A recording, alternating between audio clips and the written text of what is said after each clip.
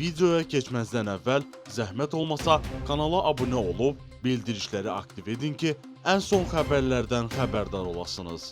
Azərbaycanlı zəvvarlar üçün həcc ziyarəti 2 gün ərzində yekunlaşacaq. Bu barədə Qafqaz Müsəlmanları İdarəsinin Xarici Əlaqələr Şöbəsinin müdiri, Həcc elektron sisteminin rəhbəri Vüsal Cahangiri bildirib. Onun sözlərinə görə əsas həcc ayinləri iyunun 9-da yekunlaşacaq. Zəvvarlarımızın ilk qrupu iyunun 16-sında vətənə qayıdacaqlar. Birinci qrupla 176 nəfərin gəlməsi nəzərdə tutulub. Qeyd edək ki, Azərbaycandan həcc ziyarətinə ilk qrup mayın 25-də yola düşmüşdü.